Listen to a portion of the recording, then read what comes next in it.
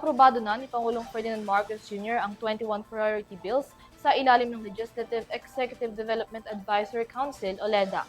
Kabilang na dito ang pagbasura sa travel tax na nakita ng Pangulo ang kahalagahan sa ekonomiya at turismo ng bansa.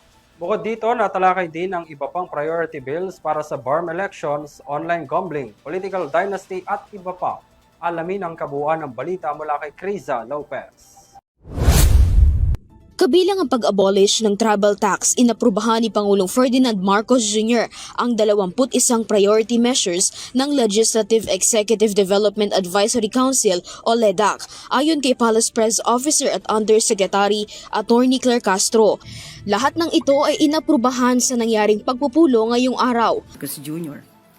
Inaasahan ito ng Pangulo na maipapasa ngayong Hunyo. Bukod sa pagbuwag ng travel tax, ilan pang mahalagang panukalang batas ang napabilang sa priority measures ng administrasyon. Kasama na riyan ang panukalang batas na may layuning masugpo ang online gambling, sexual abuse, pagkakalat ng fake news sa bansa at maging ang digital information. Napasama rin sa LEDAC ang kauna-unahang parliamentary election in Muslim Mindanao na naglalayong tiyakin ang kaayusan ng eleksyon. Sa pagpupulong ng sangay ng ehekutibo at lehislatibo, na pag-usapan din ang anti-political dynasty bill na kasama bilang priority measure ng administrasyon.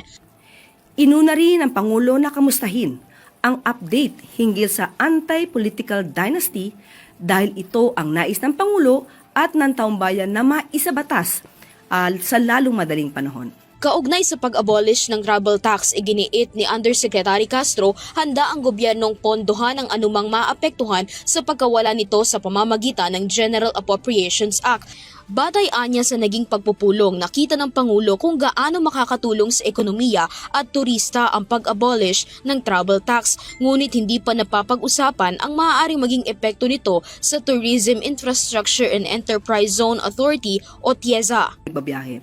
Kung ano itong tali, kung magkano ba ang mawawala, kung magkano ba ang idadagdag na pondo para sa TIEZA ay hindi po pa napag-usapan ng detalye. Kasi gagawin pa lamang po yung bill. Priority pa lamang po. Para sa Euro TV News, Criza Lopez, sumasaludo sa bawat Pilipino.